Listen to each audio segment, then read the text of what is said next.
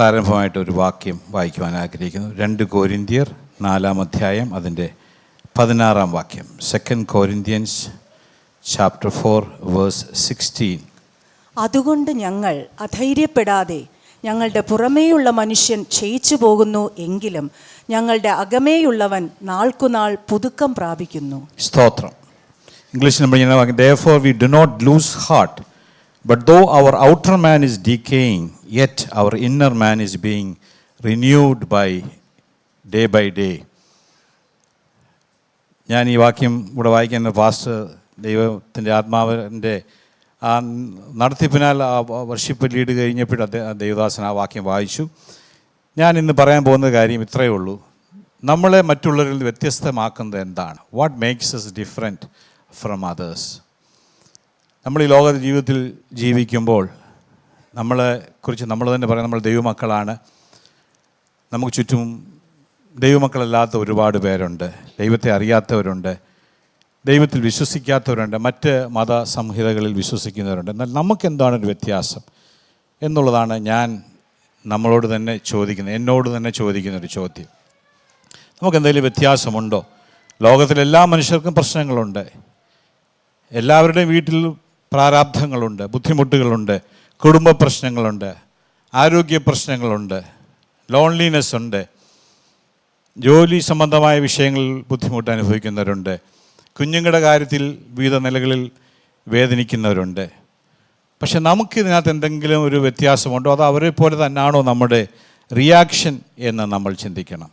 കോൺഫ്ലിക്റ്റുകളുണ്ട്, വഴക്കുണ്ടാകാറുണ്ട്. ആ സമയത്ത് നമ്മൾക്ക് എന്തെങ്കിലും വ്യത്യാസമുണ്ടോ അതോ നമ്മൾ ലോക മനുഷ്യരെ പോലെയാണോ എന്നൊരു ചോദ്യം നമ്മൾ ചോദിക്കണം. ഞാനൊരിക്കലും ഓർക്കുകയായിരുന്നു, പ്രിയ ജെയിംസ് കോശി ബ്രദർ ഇവിടെ ഒരു മെസ്സേജ് പറഞ്ഞപ്പോൾ അദ്ദേഹം പറഞ്ഞു, താൻ ഒരിക്കലൊരു മെസ്സേജ് പറഞ്ഞ് വീട്ടിൽ പോയി കഴിഞ്ഞിട്ട് തനിക്ക് ആ മെസ്സേജുമായിട്ട് ബന്ധപ്പെട്ട് കഠിനമായ ഒരു ശോധന ഉണ്ടായി എന്നിങ്ങനെ പറയുന്നത് ഞാൻ ഓർത്തു.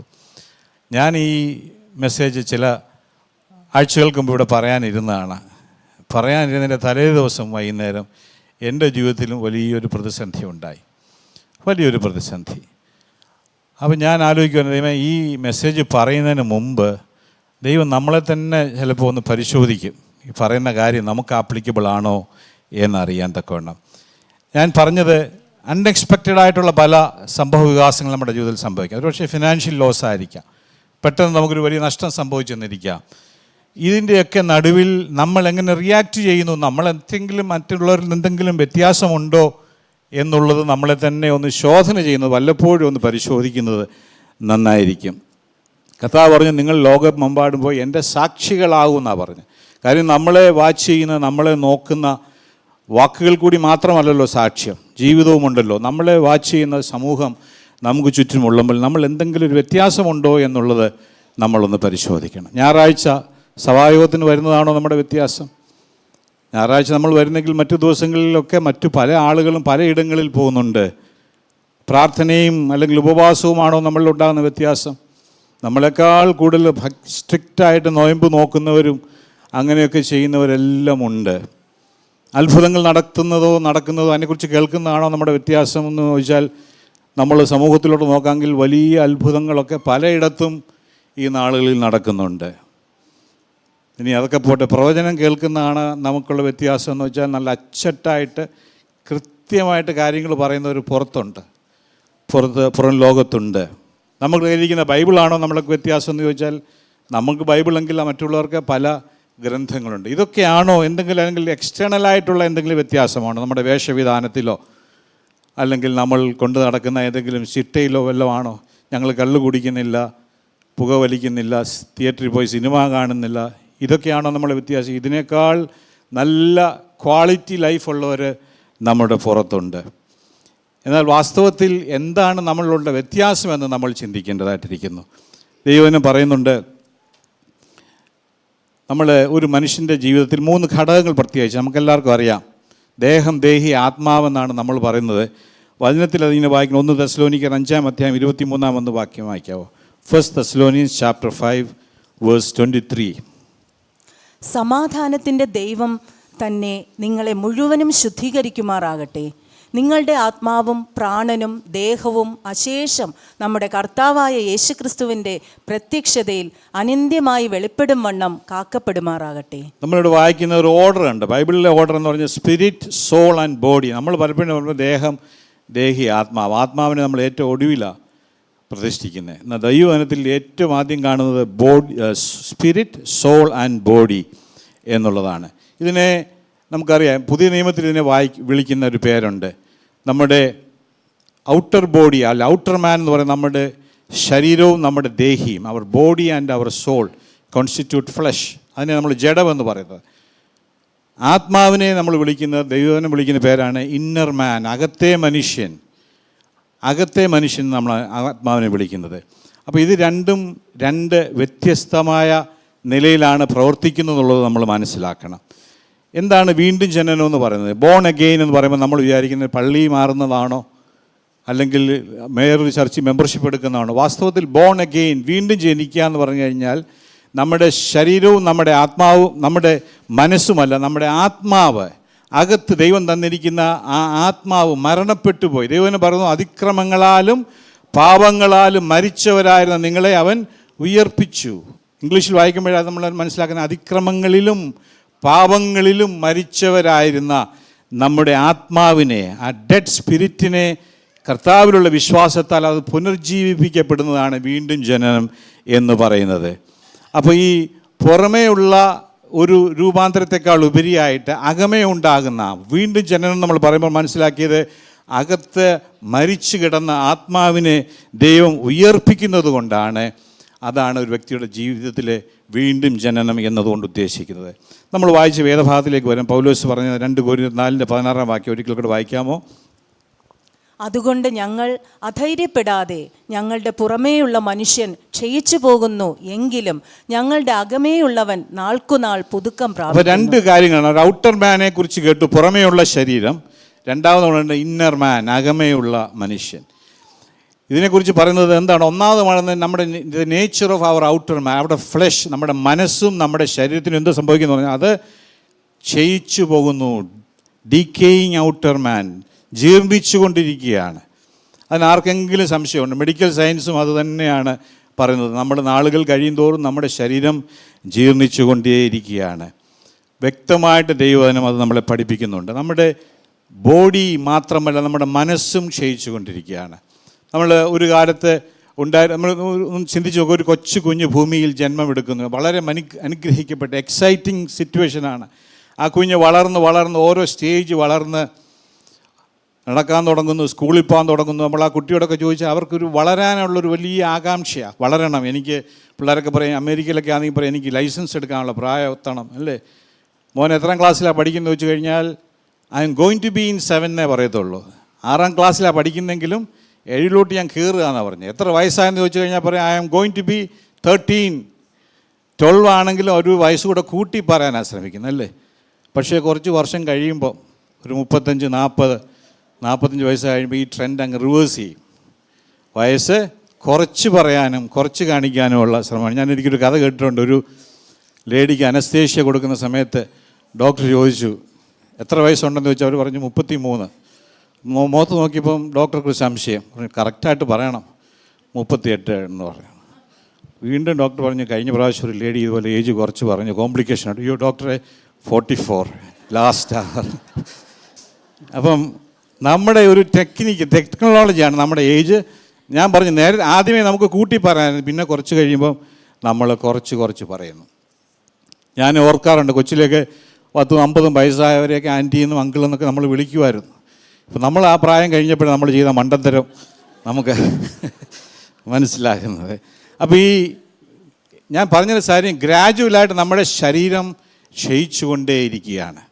ഈ ലോകത്ത് എന്തെല്ലാം ടെക്നോളജികൾ ഉപയോഗിക്കുന്നു നമുക്കറിയാം. ഭാഷ രാവിലെയും പറഞ്ഞു, ഇന്ന് ഇംഗ്ലീഷ് സർവീസിലും പറഞ്ഞു, ഡൈയും മറ്റും കാര്യങ്ങളെല്ലാം കോസ്മെറ്റിക് ടെക്നോളജി, ബില്യൺസ് ഓഫ് ഡോളറിൻ്റെ ബിസിനസ്. എന്താ ഒറ്റ കാര്യമുള്ളൂ, എൻ്റെ പ്രായം ഒന്ന് കുറച്ച് കൊണ്ടുവരണം. പക്ഷേ യാഥാർത്ഥ്യം എന്തോ, നമ്മുടെ നാളുകൾ കഴിയുന്തോറും നമ്മുടെ കണ്ണിന് കാഴ്ച കുറയുന്നു, നമ്മുടെ മുടി കൊഴിയുന്നു, നമ്മുടെ മുടി നരയ്ക്കുന്നു, ചെവി കേൾക്കാൻ കഴിയാതെ വരുന്നു, നമ്മുടെ ഓർമ്മശക്തി കുറയുന്നു. ഇതെല്ലാം ശരീരത്തിലുണ്ടാകുന്ന ബലഹീനതയാണ്. നമ്മുടെ നമ്മുടെ പ്രാണന്, നമ്മുടെ ദേഹിക്കും ക്ഷീണം സംഭവിക്കുന്നുണ്ട്. പഴയതുപോലുള്ള ഒരു എക്സൈറ്റ്മെൻ്റ് ഇല്ല, പഴയതുപോലുള്ള കോൺഫിഡൻസ് നമുക്ക് നഷ്ടപ്പെടുന്നു, പലരും ഡ്രൈവിങ്ങൊക്കെ നിർത്തുന്നു. മനസ്സിൻ്റെ ക്ഷീണവും അതോടൊപ്പം തന്നെ സംഭവിക്കുകയാണ്.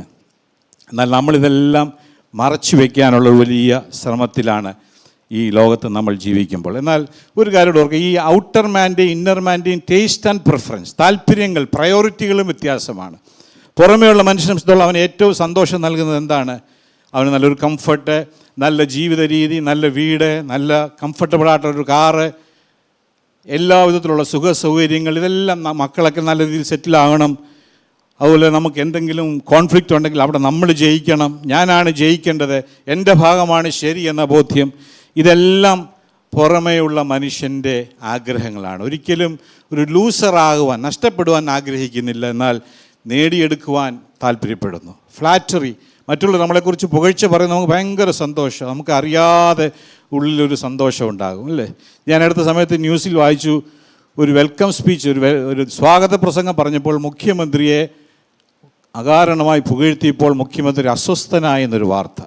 ഞാൻ വിചാരിക്കുക, ദൈവമേ, നമ്മുടെയൊക്കെ കൺവെൻഷനും നമ്മുടെയൊക്കെ വേദികളിലൊക്കെ ജനങ്ങൾ അസ്വസ്ഥരാകുന്നതല്ലാതെ ഈ കേൾക്കുന്നവർക്ക് ഒരു പ്രശ്നവും തോന്നുന്നില്ല. ദൈവം 3 തരത്തിലുള്ള മനുഷ്യനെക്കുറിച്ച്, ഒന്ന് നാച്ചുറൽ മാൻ, പ്രാകൃത മനുഷ്യൻ. അതാരാണ്? ആ ദേഹം, ദേഹി, ആത്മാവിന് ഒരു വ്യത്യാസവുമില്ലാതെ ജനിച്ചതുപോലെ അവർ ക്രിസ്തുവിനെ സ്വീകരിക്കാതെ, കർത്താവിനെ അറിയാതെ ജീവിക്കുന്ന മനുഷ്യരെയാണ് പ്രാകൃത മനുഷ്യൻ, നാച്ചുറൽ മാൻ എന്ന് പറയുന്നത്. രണ്ടാമത്തെ കാറ്റഗറിയാണ് സ്പിരിച്വൽ, ആത്മീയ മനുഷ്യൻ. അതാരാ? നമ്മൾ വായിച്ചതുപോലെ പുറമെയുള്ള മനുഷ്യൻ ക്ഷയിക്കുന്നെങ്കിലും നാൾക്ക് നാൾ അകമേയുള്ള മനുഷ്യൻ ബലം പ്രാപിക്കുന്നു, നവീകരിക്കപ്പെടുന്ന വ്യക്തിയെക്കുറിച്ച് വിളിക്കുന്നതാണ് ആത്മീയൻ.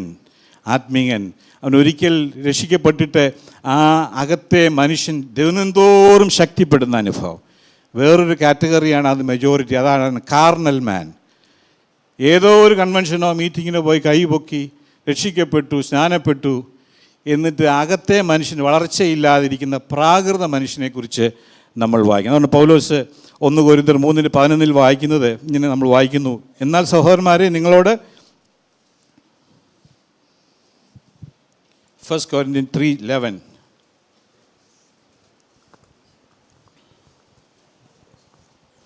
യേശുക്രിസ്തു എന്ന ഇട്ടിരിക്കുന്ന അടിസ്ഥാനമല്ലാതെ മറ്റൊന്നിടുവാൻ ആർക്കും കഴിയുകയില്ല. വേറൊരു വേദഭാഗം, എന്നാൽ സഹോദരന്മാരെ നിങ്ങളോട് എനിക്ക് ആത്മീയന്മാരോട് എന്ന പോലെ അല്ല, ജഡികന്മാരോട് എന്ന പോലെ, ക്രിസ്തുവിൽ ശിശുക്കളായവരോട് എന്ന പോലെ അത്രേ സംസാരിപ്പാൻ കഴിഞ്ഞുള്ളൂ. ജഡികന്മാരെ കുറിച്ചാണ് പറയുന്നത്. പൗലോസ് പറയുകയാണ്, നാളുകൾ തോറും നിങ്ങൾ സഭയിൽ വരുന്നു, അറ്റൻഡ് ചെയ്യുന്നു, പക്ഷേ ഇന്നും എനിക്ക് ആത്മീയന്മാരോട് എന്നതുപോലെ അല്ല, പിന്നെ ശിശുക്കളോട്, ജഡികന്മാരോട് എന്നതുപോലെ അത്രേ സംസാരിപ്പാൻ കഴിഞ്ഞുള്ളൂ എന്ന് പറയുന്നു. ദൈവത്തിൻ്റെ ആഗ്രഹം എന്താണ്? നമ്മുടെ അകത്തെ മനുഷ്യനെ സംബന്ധിച്ചുള്ള ദൈവത്തിൻ്റെ ആഗ്രഹം എന്താണെന്നുള്ളത് അതാണ് നമ്മളൊന്ന് വായിച്ചത്. നാൾക്ക് നാൾ പുതുക്കം പ്രാപിക്കുന്ന അകമേയുള്ള മനുഷ്യൻ, day by day, renewed day by day. ഇതൊരിക്കലായിട്ട് സംഭവിക്കുന്ന ഒരു ഇഞ്ചക്ഷൻ കൊടുക്കുന്നതിൽ ഒരു ദിവസം കൊടുത്ത് ആക്റ്റീവ് ആക്കാൻ കഴിയുന്നതല്ല. ഓരോ ദിവസവും ദൈവം നമ്മുടെ ജീവിതത്തിൽ നമുക്ക് തരുന്ന ഓരോ ദിവസവും അകമേയുള്ള മനുഷ്യൻ പുതുക്കം പ്രാപിക്കുവാനാണ് ദൈവം ആഗ്രഹിക്കുന്നത്. നമ്മൾ മുമ്പ് കേട്ടതുപോലെ ഏറ്റവും വലിയ അത്ഭുതം, ഒരു വ്യക്തിയുടെ ജീവിതത്തിൽ സംഭവിക്കുന്ന ഏറ്റവും വലിയ അനുഗ്രഹം, അത്ഭുതം, രോഗസൗഖ്യവും അതൊക്കെ അത്ഭുതമാണെങ്കിൽ പോലും ആ മരണപ്പെട്ടു പോയ മനുഷ്യൻ്റെ ആത്മാവ് പുനർജീവിച്ചൊരു ദൈവവേദലായി തീരുന്നതാണ് ഏറ്റവും വലിയ അനുഗ്രഹം. അതാണ് ഏറ്റവും വലിയ അത്ഭുതം. നമ്മൾ ആ ബോധ്യമുള്ളൊരു വ്യക്തിയാണ് പറയുന്നത്, ഞങ്ങൾ അധൈര്യപ്പെട്ട് പോകുന്നില്ല. കാരണം പുറമെയുള്ള ഞങ്ങളുടെ മനുഷ്യൻ ക്ഷയിച്ചാലും അകമയുള്ള മനുഷ്യൻ നാൾക്കുനാൾ ബലം പ്രാപിക്കുന്നു എന്ന് നമ്മൾ മനസ്സിലാക്കുന്നു. നമ്മുടെ ഫോക്കസ് എപ്പോഴും ഈ പുറമെയുള്ള മനുഷ്യൻ്റെ മേലാണെങ്കിൽ, ഔട്ടർ മാനിലാണെങ്കിൽ എന്താ സംഭവിക്കുന്നറിയാമോ? ഈ അകത്ത് വളരാൻ ആഗ്രഹിക്കുന്ന അകത്തെ മനുഷ്യൻ ഈ പുറമെയുള്ള മനുഷ്യൻ്റെ മോഹങ്ങൾ, ദൈവത്തിൽ പറഞ്ഞ ജഡമോഹം, കൺമോഹം, ജീവനത്തിൻ്റെ പ്രതാപം, lust of flesh, lust of eyes and pride of life, ഇത് കൊണ്ടുവന്നിട്ട് ഈ അകത്തെ മനുഷ്യനെ ഞെരുക്കിക്കളയും, ഡിസ്ഫങ്ഷനിലാക്കി കളയുന്നതാണ് നമ്മൾ കാണാൻ സാധിക്കുന്നത്. ഡോക്ടർമാർക്കറിയാം, ഹാർട്ടിന് ചുറ്റും ഈ ഫാറ്റ് വന്ന് ഡിപ്പോസിറ്റ് ചെയ്ത് എന്ത് സംഭവിക്കും? ഹാർട്ടിൻ്റെ ഫങ്ഷന് ഡിസ്ഫങ്ഷനിലാക്കുന്നത് പോലെ ഇത് സംഭവിക്കാം. പലരുടെയും ജീവിതത്തിൽ പ്രായമാകുമ്പോൾ വളരെ നിരാശയും വളരെ ഡിപ്രഷനും ഒക്കെ കടന്നു വരും, ലോൺലിനെസ് കടന്നു വരും. പുറമേയുള്ള മനുഷ്യൻ ക്ഷയിക്കുന്നതിനനുസരിച്ച് അകമയുള്ള മനുഷ്യൻ ശക്തിപ്പെട്ടില്ലെങ്കിൽ നിരാശയിലേക്കും വേദനയിലേക്കും ദേഷ്യത്തിലേക്കും സങ്കടത്തിലേക്കും ഒക്കെ അവർ മാറിപ്പോകും. അനേക ദൈവഭക്തന്മാരായിട്ട് ഒരിക്കൽ ശോഭിച്ചിരുന്ന പലരുടെയും ജീവിത സായാഹ്നത്തിൽ പല കാര്യങ്ങളും പല കഥകളും പല സംഭവങ്ങളും കണ്ടിട്ടുണ്ട്, കേട്ടിട്ടുണ്ട്. അവരുടെ ഉള്ളിൽ നിരാശ വർദ്ധിക്കുകയാണ്. അവരടുക്കൽ പോയി മറ്റുള്ളവർക്കൊന്ന് കാണാൻ പോലും കഴിയാത്ത രീതിയിൽ അവരുടെ ആ ജീവിതത്തിൽ അവർ പ്രത്യാശ നഷ്ടപ്പെട്ട് സന്തോഷം നഷ്ടപ്പെടുന്ന അനുഭവങ്ങൾ. എന്തുകൊണ്ടാണിത് സംഭവിക്കുന്നത്? ശക്തിപ്പെടേണ്ട, നാൾക്ക് നാൾ ബലം പ്രാപിക്കേണ്ട അകത്തെ മനുഷ്യൻ ശക്തിപ്പെടുന്നില്ല എന്നുള്ളതാണ്. പലരോടും എന്തോ ഉണ്ട് അങ്കിളെന്ന് ചോദിച്ചു കഴിഞ്ഞാൽ പറഞ്ഞു ഓ എന്ന് പറയും അല്ലേ. ആൻറ്റി ആങ്കി എന്തോ പറയുന്നു, എങ്ങനെ ഇരിക്കുന്നു? അപ്പോൾ ഈ ഈ തലത്തിലേക്ക് പോകുന്ന അനുഭവമുണ്ട്. കാര്യം നമ്മുടെ ഉള്ളിലെ സങ്കടങ്ങളും വേദനകളും ആ പകയും ഒക്കെ ആക്റ്റീവാകാൻ തുടങ്ങും. എപ്പോഴാണ്? നമ്മുടെ പുറമേയുള്ള ശരീരം ക്ഷയിക്കുന്നതിനനുസരിച്ച് അകമയുള്ള മനുഷ്യൻ ശക്തിപ്പെട്ടില്ലെങ്കിൽ സംഭവിക്കുന്ന കാര്യമാണ്. നമുക്ക് പാട്ടൊക്കെ പാടാൻ വളരെ സന്തോഷമല്ലേ? ക്രിസ്തീയ ജീവിതം സൗഭാഗ്യ ജീവിതം, കർത്താവിൻ കുഞ്ഞുങ്ങൾക്ക് ആനന്ദദായകം എന്നൊക്കെ പാടാം. പാട്ട് കേട്ട ഒരാൾ നമ്മുടെ മുഖത്തോട്ട് നോക്കുമ്പം സഹോദരി തന്നെയാണെന്നോ ഈ പാട്ട് പാടിയെന്ന് ചോദിച്ചു കഴിഞ്ഞാൽ അവർ പറയും അയ്യോ ഇതാണ് നിങ്ങളുടെ ക്രിസ്തീയ ജീവിതമെങ്കിൽ ഞങ്ങൾക്ക് വേണ്ടാന്ന് പറഞ്ഞ് ഓടിപ്പോകുന്ന അനുഭവമുണ്ട്. നമ്മളെത്രമാത്രം നമ്മുടെ പുറമെയുള്ള മനുഷ്യനെ നമ്മൾ കെയർ ചെയ്യുന്നു. നമ്മളൊരു സ്ഥലത്ത് ചെല്ലുമ്പോൾ അവിടെ നമുക്ക് അശുദ്ധമായ വായുവാണ്, പൊല്യൂട്ടഡ് ആണെന്ന് കണ്ട് നമ്മൾ ഓടി മൂക്ക് പൊത്തി ഓടി അടുത്ത സ്ഥലത്തേക്ക് നമ്മൾ പോകും. കാര്യം എന്താ? നമ്മൾ അത്രമാത്രം നമ്മുടെ പുറമെയുള്ള ശരീരത്തെ നമ്മൾ സ്നേഹിക്കുന്നു. ഞാൻ ചോദിച്ചോട്ടെ, നമ്മൾ കേൾക്കുന്ന മെസ്സേജുകൾ, നമ്മൾ പോകുന്ന കൂട്ടായ്മകളൊക്കെ അകത്തെ മനുഷ്യനെ വളർത്തുന്നതാണോ അതോ പുറമെയുള്ള മനുഷ്യനെ സന്തോഷിപ്പിക്കുന്നതാണോ നമ്മൾ ചിന്തിക്കാറുണ്ടോ? നമ്മളൊന്ന് ചിന്തിച്ച് നോക്കുക. എത്രമാത്രം നമ്മുടെ അകത്തെ മനുഷ്യനെക്കുറിച്ച് നമ്മൾ ഫോക്കസ് ചെയ്യുന്നു, എത്രമാത്രം ഇമ്പോർട്ടൻസ് നമ്മൾ കൊടുക്കുന്നു എന്ന് നമ്മൾ മനസ്സിലാക്കുക. എങ്ങനെയാണ് നമ്മുടെ അകമയുള്ള മനുഷ്യൻ ശക്തിപ്പെടുന്നതെന്ന് ദൈവത്തിൽ നമുക്ക് വായിക്കാൻ തക്കൊണ്ട് സാധിക്കുന്നു. ഒന്നാമത്തെ കാര്യം എഫേസ്യ ലേഖനം 3:16 ഒന്ന് വായിക്കും. Ephesians chapter 3:60. അവൻ തൻ്റെ മഹത്വത്തിൻ്റെ ധനത്തിനൊത്തവണ്ണം അവൻ്റെ ആത്മാവിനാൽ നിങ്ങൾ അകത്തെ മനുഷ്യനെ സംബന്ധിച്ച് ശക്തിയോടെ ബലപ്പെടേണ്ടതിനും. അതെ, നമ്മളിവിടെ വായിക്കുന്ന ഒന്നാമത്തെ കാര്യം ദൈവത്തിൻ്റെ ദാസനായ പൗലോസിൻ്റെ ഒരു പ്രാർത്ഥനയാണ്. എന്താണ് പറയുന്നത്? അവൻ തൻ്റെ മഹത്വത്തിൻ്റെ ധനത്തിനൊത്തവണ്ണം അവൻ്റെ ആത്മാവിനാൽ, ദൈവത്തിൻ്റെ പരിശുദ്ധാത്മാവിനാലാണ് നമ്മുടെ അകത്തെ മനുഷ്യനെ സംബന്ധിച്ച് ശക്തി ഉണ്ടാകുന്നത്. നമ്മളെ ബലപ്പെടുത്തുന്നത് ദൈവത്തിൻ്റെ ആത്മാവാണ് എന്ന് നമ്മൾ മനസ്സിലാക്കും. പൗലോസിൻ്റെ ഒരു കണ്ടിന്യൂസ് ഒരു പ്രാർത്ഥനയാണ്. തുടർന്ന് പറയുന്നത്, ക്രിസ്തു വിശ്വാസത്താൽ നിങ്ങളുടെ ഹൃദയങ്ങളിൽ വസിക്കേണ്ടതിനും വരം നൽകണമെന്നും നിങ്ങൾ സ്നേഹത്തിൽ വേരൂന്നി അടിസ്ഥാനപ്പെട്ടവരായി. അവർക്ക് അകത്തെ മനുഷ്യൻ സംബന്ധിച്ചൊന്ന് ശക്തിപ്പെടുമ്പോൾ, ദൈവത്തിൻ്റെ ആത്മാവിനാൽ നമുക്ക് ആ ശക്തി ലഭിക്കുമ്പോൾ നമ്മളിലുണ്ടാകുന്ന വ്യത്യാസങ്ങളാണ്. സ്നേഹത്തിൽ വേരൂന്നുന്നു, ക്രിസ്തു വിശ്വാസത്താൽ നമ്മുടെ ഹൃദയങ്ങളിൽ വസിക്കുന്നു. അതുപോലെ തന്നെ അടിസ്ഥാനപ്പെട്ട വീതി നീളവും ഉയരവും ആഴവും എന്ത് എന്ന് സകല വിശുദ്ധന്മാരോടുകൂടെ ഗ്രഹിപ്പാനും പരിജ്ഞാനത്തെ കവിയുന്ന ക്രിസ്തുവിൻ്റെ സ്നേഹത്തെ അറിയുവാനും പ്രാപ്തരാകുകയും എല്ലാ നിറവിനോളം നിറഞ്ഞു വരികയും വേണം എന്നും പ്രാർത്ഥിക്കുന്നു. ഇത് വേറെ മാർഗ്ഗമൊന്നുമില്ലായിരുന്നു. ഇത് ജനങ്ങളുടെ ഹൃദയത്തിലുണ്ടാകണമെങ്കിൽ പൗലോസ് അപ്പോസ്തലൻ പറയുക, ഞാൻ നിങ്ങൾക്ക് വേണ്ടി പ്രാർത്ഥിക്കുന്നു. മെസ്സേജ് കേട്ടതുകൊണ്ടും കാര്യങ്ങളായിട്ട് മാറ്റം ഉണ്ടാകണമെന്നില്ല. എന്നാൽ ദൈവത്തിൻ്റെ ആത്മാവ് ഒരു വ്യക്തിയുടെ ജീവിതത്തിൽ ക്രിയ ചെയ്താൽ അവൻ്റെ ക്ഷീണിച്ചു കൊണ്ടിരിക്കുന്ന ആ പുറമെയുള്ള മനുഷ്യനേക്കാൾ ഉപരിയായി അകത്തെ മനുഷ്യൻ ബലപ്പെടുവാൻ ശക്തിപ്പെടുവാൻ തക്കൊണ്ട് ഇടയായിത്തീരും. നമ്മുടെ മോട്ടീവ്സും നമ്മുടെ പ്രിഫറൻസും എല്ലാം മാറുവാൻ തക്കൊണ്ട്. റോമാലയത്തിൽ നമ്മളിങ്ങനെ വായിക്കുന്നുണ്ട്, നിങ്ങളോ ദൈവത്തിൻ്റെ ആത്മാവ് നിങ്ങൾ വസിക്കുന്നുവെങ്കിൽ ജഡസ്വഭാവമുള്ളവരല്ല, പിന്നെയോ ആത്മസ്വഭാവമുള്ളവരത്രേ. ദൈവത്തിൻ്റെ ആത്മാവ് ഒരു വ്യക്തിയുടെ ഹൃദയത്തിൽ വസിക്കുന്നുണ്ടെങ്കിൽ, ചിലർ പറയാറുണ്ട് ആത്മാവ് അഭിഷേകം കിട്ടിയതിൻ്റെ അടയാളത്തെക്കുറിച്ച് തർക്കിക്കാറുണ്ട്. എന്താ ഇവിടെ പറയുന്നത്? എന്തോ അടയാളം? ദൈവത്തിൻ്റെ ആത്മാവ് നിങ്ങൾ വസിക്കുന്നുവെങ്കിൽ ജഡസ്വഭാവമുള്ളവരല്ല ആത്മസ്വഭാവമുള്ളവരത്രേ എന്ന് നമ്മൾ വായിക്കുന്നു. ദൈവത്തിൻ്റെ ആത്മാവ് നമ്മുടെ ഉള്ളിൽ വസിക്കുന്നെങ്കിൽ ആ ദൈവാത്മാവിൻ്റെ ശബ്ദം കേൾക്കുവാൻ തക്കവണ്ണം സാധിക്കും. ദൈവത്തിൻ്റെ ആത്മാവ് നമ്മളോട് സംസാരിക്കുന്ന ആലോചനകൾ കേൾക്കുവാൻ തക്കവണ്ണം ഇടയായിത്തീരും. നമുക്ക് എപ്പോഴെങ്കിലും അതിന് അങ്ങനെ ഒരു ആഗ്രഹം ഹൃദയത്തിൽ ഉണ്ടായിട്ടുണ്ട്. കർത്താവേ, ഇന്ന് രാവിലെ ദൈവത്തിൽ എന്നെ സമർപ്പിക്കുന്നു, നിൻ്റെ അവിടുത്തെ ആത്മാവിനാൽ എന്നോട് സംസാരിക്കണമേ എന്ന് നമുക്ക് പറയാൻ കൊണ്ട് നമുക്ക് അങ്ങനെ ഒരു ആഗ്രഹമുണ്ടോ? നമ്മൾ പലപ്പോഴും ഒരു കോൺഫറൻസിലോ ഒരു മീറ്റിങ്ങിലോ ഇരിക്കുമ്പോൾ വളരെ അത്യാവശ്യമായ ഒരു ഫോൺ കോൾ വരാമെങ്കിൽ നമ്മൾ എഴുന്നേറ്റ് പുറത്തു പോയി സംസാരിക്കും. കാര്യം നമ്മൾ പറയുന്നൊരു കാര്യമുണ്ട്, എനിക്കിപ്പോൾ ഈ മീറ്റിങ്ങിനേക്കാൾ, ഈ കോൺഫറൻസിനേക്കാൾ എനിക്ക് ഇമ്പോർട്ടൻ്റ് ഈ വന്ന കോളാണെന്ന് പറയുന്നുവെങ്കിൽ, ഞാൻ നമ്മുടെ ജീവിതത്തിലെ തിരക്കുകളുടെ നടുവിൽ നമുക്ക് ഇതിനൊരു ഇമ്പോർട്ടൻസ് കൊടുക്കാൻ കഴിയും. കർത്താവേ, നീ എന്നോട് സംസാരിക്കണമെന്ന്, നിൻ്റെ ശബ്ദത്തിനായി ഞാൻ കാതോർക്കുന്നു എന്ന് നമുക്ക് പറയാൻ കൊണ്ട് സാധിക്കുന്നുണ്ട്. ചെറിയ ചെറിയ കാര്യങ്ങൾ നമ്മളെ ഡിസ്റ്റർബ് ചെയ്യാറില്ലേ? ആരാധനയ്ക്ക് വന്നപ്പോൾ ആ സഹോദരനെ നോക്കിയില്ല, ആ സഹോദരി അങ്ങോട്ട് തിരിഞ്ഞു നിന്നു, പാസ്റ്റർ എന്നെ കണ്ടിട്ട് മൈൻഡ് ചെയ്തില്ല, വീട്ടിൽ വരുന്നില്ല. ഇതെല്ലാം ആളുകളുടെ പരാതിയല്ല. കാര്യം എന്തുവാ? നമ്മുടെ ഇത്രയേ ഉള്ളൂ, നമ്മുടെ വളരേണ്ടതായ അകത്തെ മനുഷ്യൻ ബലപ്പെടുന്നില്ല എന്നുള്ളതാണ് അതിൻ്റെ കാര്യം. രണ്ടാമത് നമ്മൾ ബലപ്പെടുത്തുന്നത് നമ്മുടെ ദൈവത്തിൻ്റെ വചനമാണ്. നമ്മൾ ഇങ്ങനെ ഒരു വാക്യം വായിക്കാം. എബ്രായ ലേഖനം 4-ാം അധ്യായം 12-ാം വാക്യം. Hebrews chapter 4:12.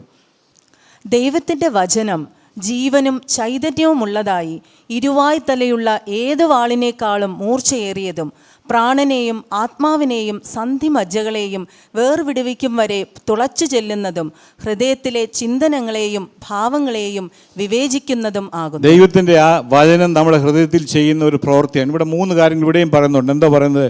ദൈവത്തിൻ്റെ വചനം ജീവനും ചൈതന്യവുമുള്ളതായി ഇരുവായത്തിലുള്ള ഏത് വാളിനേക്കാളും മൂർച്ചയേറിയതും. അത് ചെയ്യുന്ന പ്രവർത്തിക്കുന്ന പ്രാണനെ, അതായത് നമ്മുടെ സോൾ, മാത്രമല്ല എന്ത് ചെയ്യുന്നു? പ്രാണനെയും ആത്മാവിനെയും സന്ധിമജ്ജകൾ, ഇതിനെ 3-നെയും, ഈ ജഡം, നമ്മുടെ സോളും നമ്മുടെ ബോഡിയും നമ്മുടെ ആ അകത്തെ മനുഷ്യനെ ഞെരുക്കിയിരിക്കുന്ന സമയത്ത് ദൈവത്തിൻ്റെ വചനം കടന്നു ചെന്ന് ഇതിനെ വേർവെടിക്കും വരെ തുളച്ചു ചെന്ന് ആ ആത്മാവിൻ്റെ നിയന്ത്രണത്തിലേക്ക് നമ്മുടെ ജീവിതത്തെ കൊണ്ടുവരുന്നത് ദൈവത്തിൻ്റെ വചനത്തിൻ്റെ പ്രക്രിയയാണ്. ദൈവമക്കളെ, ദൈവം നമ്മൾ എത്രമാത്രം പ്രാധാന്യം കൊടുക്കുന്നു, വായിക്കുന്നു, ധ്യാനിക്കുന്നു, കേൾക്കുന്നു. ഒന്ന് കേട്ടിട്ട് ഒരു ചെവി കൂടെ കേട്ടിട്ട് മറു ചെവി കൂടെ പോകുന്ന അനുഭവമാണോ, അതോ ഈ അനുഭവം നമ്മുടെ ജീവിതത്തിൽ ഉണ്ടാകും? നമ്മുടെ ജഡത്തെ നമ്മുടെ മനസ്സിനെ നിയന്ത്രിക്കുന്ന ജഡത്തിൻ്റെ സ്വഭാവങ്ങളെ വേർതിരിച്ച് മാറ്റി ആത്മാവിൻ്റെ നിയന്ത്രണത്തിലേക്ക് നമ്മുടെ ജീവിതത്തെ കൊണ്ടുവരാൻ കൊണ്ട് സാധിക്കുന്നുണ്ടെങ്കിൽ അതാണ് ദൈവത്തിൻ്റെ വചനത്തിൻ്റെ പ്രവൃത്തി. പ്രാർത്ഥനാ ജീവിതം നമ്മുടെ അകത്തെ മനുഷ്യനെ ശക്തിപ്പെടുത്തുന്നതാണ്. നമ്മളിവിടെ കേട്ടാണ് ലിസണിങ് പ്രെയർ. ദൈവത്തോട് പറയുക മാത്രം ഒരു മോണോലോഗ് മാത്രം, അതൊരു ഡയലോഗാണ്. കർത്താവിനോട് പ്രാർത്ഥിക്കുകയും ദൈവമേ നീ എന്നോട് സംസാരിക്കണമെന്ന് പറയുകയും ചെയ്യുമ്പോൾ അത് നമ്മുടെ അകത്തെ മനുഷ്യനെ ശക്തിപ്പെടുത്തുന്നതാണ്. ഇനി ഞാൻ കഴിഞ്ഞിട്ട് എങ്ങനെ നമ്മുടെ അകത്തെ മനുഷ്യന് ശക്തി ഉണ്ടോ ഇല്ലയോ എന്ന് ടെസ്റ്റ് ചെയ്യുന്നത് എങ്ങനെ? എന്തെങ്കിലും ടെസ്റ്റ് ഉണ്ടോ? 2 കാര്യങ്ങൾ മാത്രം ഞാൻ പറയും. ഒന്ന്, നമുക്ക് മറ്റുള്ളവർ ധാരാളം നമ്മൾ കേൾക്കുന്ന കാര്യം ക്ഷമിക്കാൻ നമുക്ക് കഴിയുന്നുണ്ടോ? പലപ്പോഴും നമ്മൾ പറയാറുണ്ട്, അവരല്ലയോ തെറ്റ് ചെയ്ത്, അവളല്ലയോ തെറ്റ് ചെയ്ത്, അവർ വന്ന് എന്നോട് ക്ഷമ പറയട്ടെ. മറ്റുള്ളവരോട് നമ്മളോട് ക്ഷമ പറയണമെന്നുള്ള ആഗ്രഹം നമ്മളിലുണ്ട്. പക്ഷേ കർത്താവേ, ഞാനത് മനഃപൂർവ്വം വിട്ടുകളയുന്നു. ഞാൻ ക്ഷമിക്കുന്നു കർത്താവേ. ഞാനത് എന്നോട് ക്ഷമ പറയുന്നോ ഇല്ലയോ എന്നുള്ളതല്ല, ഞാൻ തെറ്റുകാരി, ഞാൻ ക്ഷമ പറയുന്നു എന്ന് പറയുമെങ്കിൽ നമ്മുടെ കുടുംബജീവിതത്തിൽ എത്ര പ്രശ്നങ്ങൾ നമുക്ക് അവോയ്ഡ് ചെയ്യാം. സഭാമണ്ഡലത്തിൽ ഇതെല്ലാം നമുക്ക് അവോയ്ഡ് ചെയ്യാൻ കഴിയും. നമ്മളെന്തുവാ? അകത്തെ മനുഷ്യന് ശക്തി ഉണ്ടെങ്കിൽ നമ്മൾ മറ്റുള്ളവരോട് ക്ഷമിക്കുന്നവരായിരിക്കും. സോഷ്യൽ മീഡിയയിലൊക്കെ പലപ്പോഴും ഞാനിപ്പം കാണുമ്പോൾ വേദനിക്കാറുണ്ട്. കാര്യം വേർപെട്ട സഭകളിലുള്ളവർ പോലും ചില പ്രസ്താവനകൾ ഇറക്കുകയാണ്. ഇന്ന വ്യക്തി, ഇന്ന MP, ഇന്ന MLA പറഞ്ഞ വിഷയത്തിന് പരസ്യമായി പിൻവലിച്ച് പബ്ലിക്കായിട്ട് മാപ്പ് പറയണാൻ ഞങ്ങൾ ആവശ്യപ്പെടുന്നു. നമ്മൾ പറയുമ്പം എന്തോ നമ്മൾ വിളിച്ച് പറയുന്നത്, ഞങ്ങളുടെ പുറമേയുള്ള മനുഷ്യൻ നല്ല സ്ട്രോങ് ആയിട്ടിരിക്കുകയാണ്, നമുക്ക് ക്ഷമിക്കാൻ കഴിയുന്നില്ല, അവരിങ്ങോട്ട് വന്ന് ക്ഷമ പറയണം. അത് കേട്ടുകൊണ്ട് ക്ഷമ പറയുന്ന കാര്യങ്ങളും നമ്മൾ ഈ കാളുകൾ കേൾക്കുന്നുണ്ട്. ഞാൻ പറഞ്ഞ മറ്റൊന്നുമല്ല, നമ്മളിതൊന്ന് ടെസ്റ്റ് ചെയ്യുക, നമ്മുടെ ഇന്നർ മാൻ ആണോ ഔട്ടർ മാൻ ആണോ സ്ട്രോങ്. ആ അകത്തെ മനുഷ്യന് ശക്തി ഉണ്ടെങ്കിലേ നമുക്ക് മറ്റുള്ളവരോട് ക്ഷമിക്കാൻ കഴിയത്തുള്ളൂ, മറ്റുള്ളവരെ സ്നേഹിക്കാൻ കഴിയത്തുള്ളൂ. പലപ്പോഴും നമ്മൾ ഈ അകത്തെ മനുഷ്യൻ ഉള്ളിൽ നിന്ന് ഞെരുങ്ങുകയാണ്. ഒരിക്കലും ഒരാൾ രക്ഷിക്കപ്പെട്ടൊരു സാക്ഷി പറഞ്ഞു, ഞാൻ പാസ്റ്റർമാരെ എല്ലാം അടിക്കുന്ന ഒരു വ്യക്തിയായിരുന്നു, ഞാൻ മാനസാന്തരപ്പെട്ടു, ഇനി ഞാൻ ഒറ്റ പാസ്റ്ററേയും അടിക്കും. പക്ഷേ ഇനി പാസ്റ്ററെ ആരെങ്കിലും തൊട്ടാൽ അല്ലേ, അപ്പം ആ പറയുന്ന അർത്ഥം എന്തോ, ഞാൻ മാനസാന്തരപ്പെട്ടിട്ടുണ്ട്, പക്ഷേ എൻ്റെ മാനസാന്തരം ഇത്രയേ ഉള്ളൂ, പുറമേയുള്ള മനുഷ്യൻ സ്ട്രോങ് ആണ്. രണ്ടാമത് നമ്മൾ കാണുന്നത് ഈ ഗിവിങ് ഓർ ഗെയിനിങ്. നമ്മുടെ ആഗ്രഹം അങ്ങനെ പലപ്പോഴും വിട്ടുകൊടുക്കുവാൻ, നമുക്ക് വേണ്ട എന്ന് വയ്ക്കുവാൻ ഉള്ള മനസ്സ് നമുക്കുണ്ടോ? അതോ നമ്മൾ പറയുന്നത് ശരിയാണ്, ഞാനത് പിടിച്ചെടുക്കും, ഞാനത് കോൺക്രീ ചെയ്യുന്നുള്ള ചിന്തയാണോ? ഒറ്റ സംശയവുമില്ല, നമ്മുടെ അകത്തെ മനുഷ്യൻ വീക്കാണെന്നുള്ളതിന് സംശയമില്ല. എന്നാൽ പകർന്നു കൊടുക്കുവാൻ, വിട്ടുകൊടുക്കുവാൻ, തോറ്റുകൊടുക്കുവാനുള്ള മനസ്സ് ദൈവത്തിൻ്റെ ആത്മാവിൻ്റെ സ്വഭാവമാണ്. നമുക്കറിയാം, നമ്മളുടെ ഈ അകത്തെ മനുഷ്യൻ ശക്തിപ്പെടുമ്പോൾ നമ്മളിലുണ്ടാകുന്ന മാറ്റങ്ങൾ എന്താണെന്നൂടെ പറഞ്ഞുകൊണ്ട് ഞാനിരിക്കും. ഒന്നാമത്തെ കാര്യം, ദൈവപുത്രനായ യേശുക്രിസ്തുവിൻ്റെ സ്വഭാവത്തോട് അനുരൂപരാകുവാൻ നമുക്ക് സാധിക്കുന്നു. അതാണ് റോമാലേഖനം 8:29 നമ്മൾ വായിക്കുന്നത്. അൾട്ടിമേറ്റായിട്ട് നമ്മളുടെ അകത്തെ മനുഷ്യൻ നാൾക്ക് നാൾ ബലപ്പെടും തോറും, റിന്യൂ ചെയ്യപ്പെടും തോറും നമ്മൾ സംഭവിക്കുന്ന എന്താണ്? കർത്താവിൻ്റെ സ്വഭാവത്തോടെ, യേശു കർത്താവിൻ്റെ സ്വഭാവത്തോട് അനുരൂപരാകാൻ കൊണ്ട് അത് നമുക്കൊരു ദൈവം തന്നിരിക്കുന്ന ഒരു അവസരമാണ് നമ്മുടെ ജീവിതം. യോഹന്നാൻ അപ്പോസ്തലൻ 1 യോഹന്നാൻ 3:2 ഇങ്ങനെ പറയുന്നുണ്ട്. 1 John 3:2. പ്രിയമുള്ളവരെ, നാം ഇപ്പോൾ ദൈവമക്കളാകുന്നു, നാം ഇന്നതാകും എന്ന് ഇതുവരെ പ്രത്യക്ഷമായില്ല. അവൻ പ്രത്യക്ഷനാകുമ്പോൾ നാം അവനെ താൻ ഇരിക്കും പോലെ തന്നെ കാണുന്നതാകൊണ്ട് അവനോട് സദൃശ്യന്മാർ ആകും എന്ന് നാം അറിയുന്നു. ദേവദാസൻ പറയാണ്, അവൻ ഇരിക്കും പോലെ തന്നെ കാണും. പക്ഷെ അതിനൊരു കാര്യം സംഭവിക്കണം. നാം അവനോട് നമ്മൾ വിചാരിക്കുന്നത് അവനോട് സദൃശ്യന്മാരാകുന്നത് സ്വർഗത്തിൽ ചെല്ലുമ്പോഴാണ് സംഭവിക്കുന്നത്. ആ പ്രോസസ്സ് ഇവിടെ വെച്ചാണ് സ്റ്റാർട്ട് ചെയ്യുന്നത്. കർത്താവിൻ്റെ സ്വഭാവത്തോടും സ്വരൂപത്തോടും ആ ക്യാരക്ടറിനോടും അനുരൂപരാകുവാൻ ദൈവം നമ്മളെക്കുറിച്ച് ആഗ്രഹിക്കുന്നു. ആ പ്രോസസ്സ് നമ്മൾ നടക്കണമെന്നുണ്ടെങ്കിൽ നമ്മുടെ അകത്തെ മനുഷ്യൻ ശക്തിപ്പെട്ടെങ്കിൽ മാത്രമേ സാധിക്കുകയുള്ളൂ. അതുപോലെ തന്നെ 2 കൊരിന്ത്യർ 4:17 കൂടെ ഒന്ന് വായിക്കാമോ? 2 Corinthians 4:17. നൊടി നേരത്തേക്കുള്ള ഞങ്ങളുടെ ലഘുവായ കഷ്ടം അത്യന്തം അനവധിയായി തേജസ്സിന്റെ നിത്യഘനം ഞങ്ങൾക്ക് കിട്ടുവാൻ ഹേതുവാകുന്നു. പൗലോസ് ഒരുപാട് ക്ലേശങ്ങളെക്കുറിച്ചും സങ്കടങ്ങളെക്കുറിച്ചൊക്കെ പറഞ്ഞിട്ട് പറയാണ്, തൻ്റെ അകത്തെ മനുഷ്യൻ ശക്തിപ്പെട്ടിരിക്കുകയാൽ, റിന്യൂ ചെയ്യപ്പെട്ടിരിക്കുക. താൻ പറയാണ്, ഞാൻ ഈ ലോകത്തിലുള്ള ട്രയൽസൊക്കെ ഒത്തിരിയുണ്ട്, ഒത്തിരി വേദനകളുണ്ട്, ഒത്തിരി സങ്കടങ്ങളുണ്ട്, ബുദ്ധിമുട്ടുകളുണ്ട്, പ്രയാസങ്ങളുണ്ട്. നമ്മൾ ഇച്ഛിക്കാത്ത, ആഗ്രഹിക്കാത്ത പലതും നമ്മുടെ ജീവിതത്തിൽ സംഭവിക്കുന്നുണ്ട്. എന്നാൽ അതിൻ്റെ എല്ലാം നടുവിൽ താൻ പറയുകയാണ്, ഞാൻ ഇതിനെല്ലാം കാണുന്നത് നൊടി നേരത്തേക്കുള്ള ലഘുവായി. എറ്റേണിറ്റിയുമായിട്ടൊന്ന് കമ്പയർ ചെയ്യാൻ നമുക്ക് സാധിക്കണമെന്നുണ്ടെങ്കിൽ നമ്മുടെ അകത്തെ മനുഷ്യനൊന്ന് ശക്തിപ്പെട്ടെങ്കിലേ സാധിക്കുകയുള്ളൂ. താൻ പറയുകയാണ്, ഇതെല്ലാം നൊടി നേരത്തേക്കുള്ള ലഘുവായ കഷ്ടമാണ്, പക്ഷേ എനിക്ക് ലഭിക്കാൻ പോകുന്നതെന്നാണ് അത്യന്തം അനവധിയായി തേജസ്സിൻ്റെ നിത്യഘനം ഞങ്ങൾക്ക് കിട്ടുവാൻ ഹേതുവായിത്തിരിക്കുന്നു. ഇവിടെ ഇരിക്കുന്ന ഓരോരുത്തർക്കും വിവിധങ്ങളായ ചലഞ്ചസ് ഉണ്ട്, ഡിഫിക്കൽട്ടീസ് ഉണ്ട്, പ്രശ്നസങ്കീർണമായ ജീവിതത്തിലൂടെ കടന്നു പോകുന്നു. പക്ഷേ ഇതിനെല്ലാം ദൈവത്തിൻ്റെ ആത്മാവിലൂടെ നമ്മൾ കാണുമ്പോൾ നമുക്ക് മനസ്സിലാവും ഇതെല്ലാം ഞൊടി നേരത്തേക്കുള്ള സങ്കടങ്ങളാണ് എന്ന് പറയും. അതുകൊണ്ട് പൗലോസ് തുറന്ന് പറയുന്നുണ്ട്, ഞങ്ങൾ സകല വിധത്തിലും കഷ്ടം സഹിക്കുന്നവരെങ്കിലും ഇടുങ്ങിയിരിക്കുന്നില്ല, ബുദ്ധിമുട്ടുന്നവരെങ്കിലും നിരാശപ്പെടുന്നില്ല. ഇതെല്ലാം പറയുന്നതിൻ്റെ കാര്യം എന്താ? തൻ്റെ അകത്തെ മനുഷ്യൻ ശക്തപ്പെട്ടിരിക്കുന്നു. മാത്രമല്ല, നമ്മളതിന് 18 വാക്യം വായിക്കാമോ? കാണുന്നതിനെ അല്ല, കാണാത്തതിനെ അത്രേ ഞങ്ങൾ നോക്കിക്കൊണ്ടിരിക്കുന്നു. കാണുന്നത് താൽക്കാലികം, കാണാത്തതോ നിൽക്കും. പുറമേയുള്ള മനുഷ്യൻ കാണുന്നതെല്ലാം താൽക്കാലികം. കാര്യം നമ്മൾ ദൈവം പറഞ്ഞു, നമ്മുടെ കണ്ണുകൾ കൊണ്ട് കാണാനും ആഗ്രഹിക്കാനും കഴിയുന്നതെല്ലാം ടെമ്പറലാണ്, താൽക്കാലികമാണ്. എന്നാൽ കാണാൻ കഴിയാത്ത ഒന്നുണ്ട്, അതാണ് നിത്യത.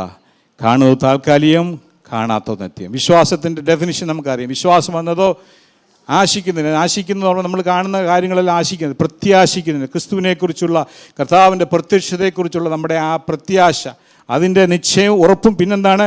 കാണാത്ത കാര്യങ്ങളുടെ നിശ്ചയമാവുന്നു. കാണാത്ത കാര്യങ്ങൾ, അൺസീൻ തിങ്സ്, ദൈവസന്നിധിയിൽ നമുക്ക് നിത്യതയിൽ ലഭിക്കുന്ന സന്തോഷം, അനുഗ്രഹം, അത് നമ്മുടെ മനസ്സിൽ ഉണ്ടാകണമെന്നുണ്ടെങ്കിൽ അകത്തെ മനുഷ്യൻ ശക്തിപ്പെട്ടെങ്കിൽ മാത്രമേ സാധിക്കുകയുള്ളൂ. ദൈവമക്കളെ, ഞാൻ ആദ്യം പറഞ്ഞ പോലെ നമ്മുടെ ജീവിതത്തിൽ ഒരു റിയൽ ഡിഫറൻസ് ഉണ്ടാക്കണമെന്നുണ്ടെങ്കിൽ, മറ്റുള്ളവർ നമ്മളെ നോക്കുമ്പോൾ അവർക്ക് മുമ്പിൽ ഒരു സാക്ഷികളായി ജീവിക്കാൻ കഴിയണമെന്നുണ്ടെങ്കിൽ, നമ്മുടെ ഒരു ജീവിതത്തിൽ ഒരു സാക്ഷിയായി ജീവിക്കാൻ കഴിയണമെന്നുണ്ടെങ്കിൽ ഒറ്റ കാര്യമേ ഉള്ളൂ, നമ്മുടെ അകത്തെ മനുഷ്യൻ, ഇന്നർ മാൻ സ്ട്രോങ് ആയെങ്കിൽ മാത്രം, റിന്യൂ ചെയ്യപ്പെട്ടെങ്കിൽ മാത്രമേ സാധിക്കുകയുള്ളൂ. പൗലോസിൻ്റെ ഒരു വേദഭാഗം കൂടെ വായിച്ചുകൊണ്ട് ഞാൻ ഇരിക്കുവാൻ ആഗ്രഹിക്കുന്നു. 2 കൊരിന്ത്യർ 2:14. 2 Corinthians 2:14. ക്രിസ്തുവിൽ ഞങ്ങളെ എപ്പോഴും ജയോത്സവമായി നടത്തുകയും എല്ലായിടത്തും ഞങ്ങളെക്കൊണ്ട് തൻ്റെ പരിജ്ഞാനത്തിൻ്റെ വാസന വെളിപ്പെടുത്തുകയും ചെയ്യുന്ന ദൈവത്തിന് സ്തോത്രം. അടുത്ത വാക്യം കൂടെ ഒന്ന് വായിക്കാം. രക്ഷിക്കപ്പെടുന്നവരുടെ ഇടയിലും നശിക്കുന്നവരുടെ ഇടയിലും ഞങ്ങൾ ദൈവത്തിന് ക്രിസ്തുവിൻ്റെ സൗരഭ്യ വാസന ആകുന്നു. 3 കാര്യങ്ങളാണ് പൗലോസ്. ഒന്ന്, ഞങ്ങളെ എപ്പോഴും ജയോത്സവമായി നടത്തുന്നു. സൺഡേ മാത്രമല്ല, ഫാസ്റ്റിംഗ് പ്രയർ ഉള്ള ദിവസം മാത്രമല്ല, എല്ലാ ദിവസവും ജയോത്സവം. ആ വാക്ക് നമ്മൾ കേട്ടിട്ടുണ്ട്, പേര് കൊള്ളാം. പക്ഷേ ദോസം പറയാണ് ഞങ്ങളെ എപ്പോഴും ജയോത്സവമായി നടത്തുന്നു. രണ്ടാമത് കാണുന്നത് എല്ലായിടത്തും ഞങ്ങളെ കൊണ്ട് തൻ്റെ പരിജ്ഞാനത്തിൻ്റെ വാസന വെളിപ്പെടുത്തുന്നു. എല്ലായിടത്തും, എവ്രിവെയർ, നോട്ട് സംവെയർ, അല്ലേ? സഭായോഗത്തിന് വരുന്ന സമയത്ത് മാത്രമല്ല, ക്ലസ്റ്റർ മീറ്റിങ്ങിലുള്ള ദിവസം മാത്രമല്ല, എല്ലായിടത്തും ഞങ്ങളെ കൊണ്ട് തൻ്റെ പരിജ്ഞാനത്തിൻ്റെ വാസന വെളിപ്പെടുത്തുന്നു. മൂന്നാമത് പറയുന്നത് രക്ഷിക്കപ്പെടുന്നവരുടെ ഇടയിലും നശിക്കുന്നവരുടെ ഇടയിലും ഞങ്ങൾ ദൈവത്തിന് ക്രിസ്തുവിൻ്റെ സൗരഭ്യ വാസനയാകുന്നു. നമ്മൾ രക്ഷിക്കപ്പെട്ടവരുടെ കൂടെ മാത്രമല്ല ജീവിക്കുന്നത്. നമ്മൾ താമസിക്കുന്ന അപ്പാർട്ട്മെൻറ്റിൽ, നമ്മൾ ജോലി ചെയ്യുന്ന സ്ഥലത്തൊക്കെ രക്ഷിക്കപ്പെടാത്തവരുണ്ട്. അവരുടെ ഇടയിൽ ഞാൻ സഭയിൽ വരുമ്പോൾ ദൈവമക്കളുടെ മുമ്പാകെ ഞാൻ നല്ല പിള്ളയാണ്. അവിടെ ചെല്ലുമ്പോൾ ഞാൻ ഏത് രീതിയിലാണ്? അവിടെയാവുന്നു രക്ഷിക്കപ്പെടുന്നവരുടെ ഇടയിലും നശിക്കുന്നവരുടെ ഇടയിലും ഞങ്ങൾ ദൈവത്തിന് ക്രിസ്തുവിൻ്റെ സൗരഭ്യ വാസനയാണ്. നല്ല വില കൂടിയ പെർഫ്യൂം അടിച്ചുകൊണ്ട് ഒരാൾ ലിഫ്റ്റിനകത്ത് നമ്മുടെ കൂടെ കയറിയ നമ്മളൊരു ദീർഘശ്വാസം വിട്ട് അകത്തോട്ട് വലിച്ചെടുക്കും, അല്ലേ? സ്വാഭാവികമാണ്. അതുപോലെ തന്നെ പൗലോസ് ഉദ്ദേശിക്കുന്നത്, നമ്മൾ എവിടെ പോയാലും, രക്ഷിക്കപ്പെടുന്നവരുടെ കൂട്ടത്തിൽ പോയാലും, ജോലി സ്ഥലത്ത് പോയാലും, അസോസിയേഷൻ മീറ്റിങ്ങിൽ പോയാലും, എവിടെ പോയാലും അവിടെയെല്ലാം നമ്മൾ എങ്ങനെയാണ് ക്രിസ്തുവിൻ്റെ സൗരഭ്യ വാസനയാകുന്നു. അത് സാധ്യമാകണമെന്ന് ഒറ്റ കാരണം. അതാണ് ഡിഫറൻസ്. അല്ലാതെ നമ്മൾ എക്സ്റ്റേണലായിട്ട് കാണിക്കുന്നതും സഭായോഗത്തിന് വരുന്നതും മീറ്റിങ്ങുകൾക്ക് പങ്കെടുക്കുന്നതുമല്ല. റിയൽ ഡിഫറൻസ് ഇൻ അസ് അത് വെളിപ്പെടുന്നത് നമ്മുടെ പരസ്യ ജീവിതത്തിലാണ്. അത് സാധ്യമാണെങ്കിൽ എന്തു ചെയ്യണം? നമ്മുടെ അകത്തെ മനുഷ്യൻ അനുദിനം ദിനംതോറും ശക്തിപ്പെടണം, ദിനംതോറും റിന്യൂ ചെയ്യപ്പെടണം. അതിന് നമുക്ക് കഴിയട്ടെ എന്ന് പ്രാർത്ഥിക്കാം. ഒറ്റ കാര്യം കൂടെ ഉള്ളൂ. ഇത് സാധ്യമാണെങ്കിൽ ഒറ്റ കാര്യമേ ഉള്ളൂ. എന്താ പൗലോസ് പറഞ്ഞല്ലോ, എന്നെ ഏതെല്ലാം സാഹചര്യത്തിൽ കൂടെ ഞാൻ പോയാലും എന്നെ ശക്തനാക്കുന്ന മുഖാന്തരം ഞാൻ സകലത്തിനും മതിയാണ്. നമ്മളെ ശക്തിപ്പെടുത്തുന്ന ദൈവത്തിൻ്റെ ആത്മാവ് നമ്മുടെ അകത്തെ മനുഷ്യനെ ശക്തിപ്പെടുത്തുന്ന കാരണം നമ്മുടെ ഓരോ ദിവസത്തെയും പ്രാർത്ഥന ഏതായിരിക്കട്ടെ, ആഗ്രഹം അതായിരിക്കട്ടെ. ദൈവമായ കർത്താവ് നമ്മളെ സഹായിക്കുമാറാണ്. ഇന്നത്തെ ഈ സന്ദേശം നിങ്ങൾക്ക് അനുഗ്രഹമായി തീർന്നു എന്ന് ഞങ്ങൾ ആത്മാർത്ഥമായി വിശ്വസിക്കുന്നു. ഇതുപോലെയുള്ള അനുഗ്രഹിക്കപ്പെട്ട സന്ദേശങ്ങൾ തുടർന്നും കേൾക്കുവാൻ ദയവായി ഞങ്ങളുടെ ഈ ചാനൽ നിങ്ങൾ സബ്സ്ക്രൈബ് ചെയ്യുക. അതിലൂടെ നമ്മുടെ രക്ഷിതാവും കർത്താവും വീണ്ടെടുപ്പുകാരനുമായ യേശു കർത്താവുമായിട്ടുള്ള ദൃഢമായ ബന്ധത്തിൽ വളരുവാൻ അത് കാരണമായി തീരട്ടെ എന്ന് ഞങ്ങൾ പ്രാർത്ഥിക്കുന്നു. മറക്കാതെ ഇപ്പോൾ തന്നെ സബ്സ്ക്രൈബ് ചെയ്യൂ. ദൈവം നിങ്ങളെ അനുഗ്രഹിക്കുമാറാകട്ടെ.